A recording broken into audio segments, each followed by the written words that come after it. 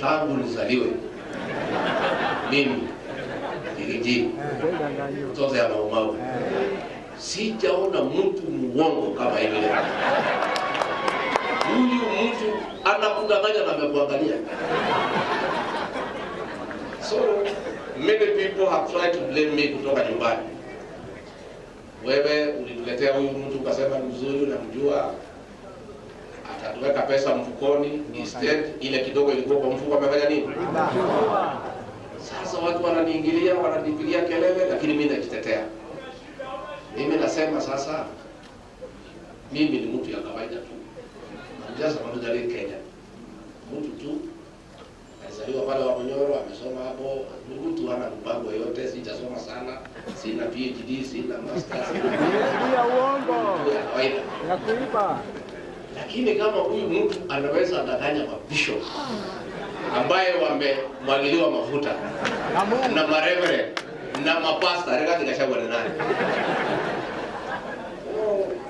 The politics of deceit and conmanship is what we are struggling with.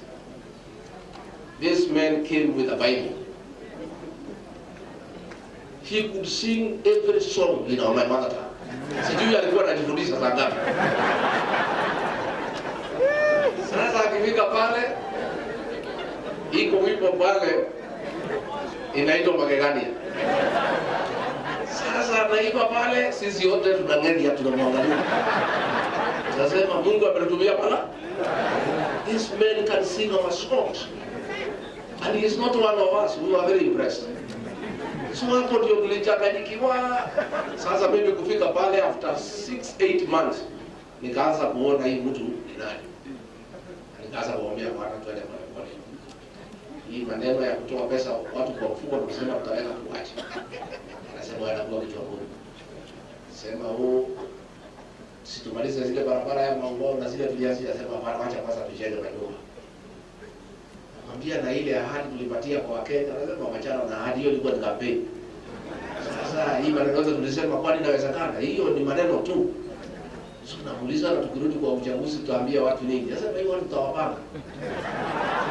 Usijali. Nasema unakumbuka mambo ya power, almost with powerful. Ikirudiwa mara mingi watu wanaamini. So hii barabara unasikia nikitaja, hata kama hatujengi watu watafanya nini?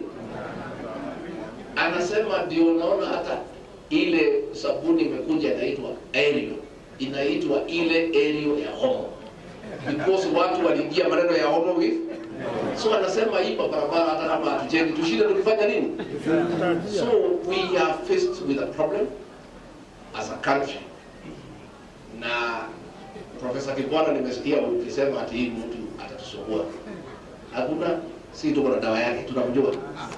Don't worry. Siku tutaingia kwa juu ya gari bila ya maingia pale mwisho. We will dismantle him. Tutamwanika vizuri. Watu wakimwona wanawaambia wewe hatutaki uongo. I'm telling and we are reaching there. Tunapatia yeye mwaka hii ya 2025. Hawezi maliza. 2026 hakuna mtu atasikiza uongo yake Kenya. We will make sure. So don't worry, tuko sawa. Ile tu ningetaka just to tell the people of Kenya. Hakuna development itaendelea. Ile uliona era in budget juzi ya 76 billion. Hiyo ilikuwa ni pesa ya kuhonga wa Kenya. Pale Karen kwa ile mtu ya Mr. Yesa iko container ya 40 feet imejazwa pesa. Iko ingine hapa State House dollars. Sasa kazi yao ni kuhonga viongozi. Lakini tuwaambie wa Kenya, hatuwezi kumwambia msichukue pesa. Mungu na haja na pesa. Pesa mchukue.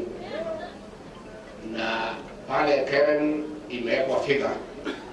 Ndio usikize uongo ni shilingi 5,000. Ya kusikiza nini?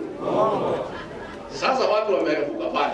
Si wamejua ni uongo, wakifika pale wakiongeleshwa tu hawa wanasema maliza haraka utupatie pesa tufanye nini?